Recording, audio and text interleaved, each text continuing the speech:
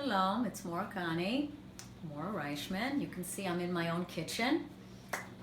Today we're going to make matzah for Pesach. Now you know you can buy matzah all year, but that's not necessarily kosher for Pesach. Because matzah that's kosher for Pesach is watched very carefully and baked very carefully. It's watched all the way starting in the field, on the farm. When the wheat is harvested, they watch it very carefully to make sure that the grains of wheat, these are the grains of wheat that come out of that stalk, okay? I crushed it all so you can see the grains. They are ground into flour in order to make matzah. But from the time it's harvested, they want to make sure that not a drop of water comes onto the wheat and the flour. Why? So that it does not rise. As you know, matzah has to be flat to remember the dough that didn't rise for the Israelites when they were leaving Egypt. So after they harvest, they watch to, when they take the grains to the mill, they grind it into flour, they make sure every part of the process, no water touches it.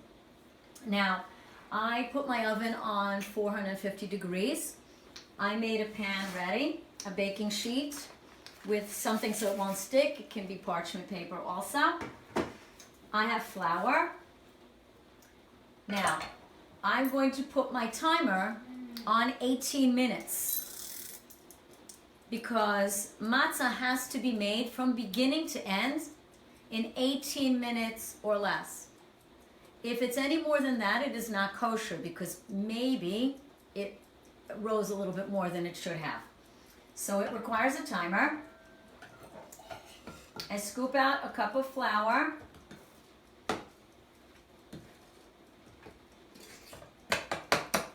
I pour it in. This is already done.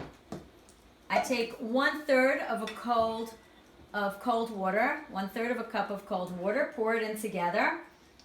So it starts out looking like this, and then I start to mix it together, and I end up with this really shaggy dough like that. Okay, that's called shaggy dough. And the more I start working this dough together, and this time now with my hands, I'm going to end up, after I knead it a lot, I'm going to end up with a nice smooth dough. Okay, but you have to knead it a lot to make it look like this. Now, you know that matzah that comes in boxes is generally square matzah because it's made by machine. You can, this is a pretend one, but you could still see the holes that we make so it doesn't rise. Now, matzah that's made by hand usually looks like this. It's usually round and not perfectly round either because it is made by hand. So I'm going to take the dough, stretch it out a bit, all right?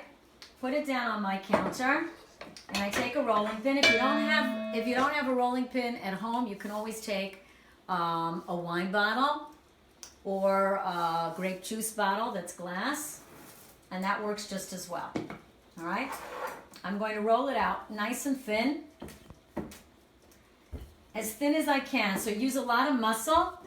Keep flipping it around so it doesn't stick to your counter or your kitchen table, wherever you're doing this.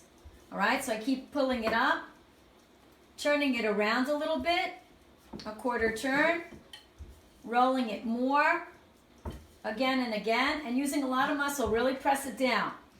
The thinner it is, the better it will be, because it won't puff up as much. We'll put lots of holes in it. It'll be nice and crispy. All right.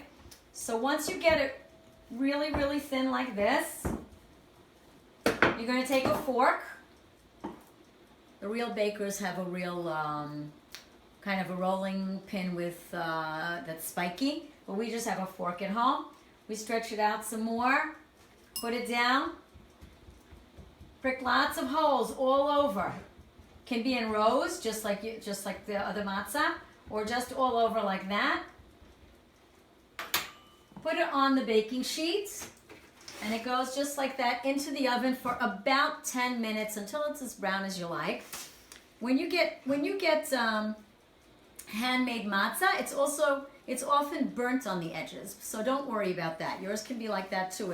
It'll be just fine. All right, and the whole thing has to come out and be ready within 18 minutes. Okay, good luck everybody, and have a happy Pesach. Bye.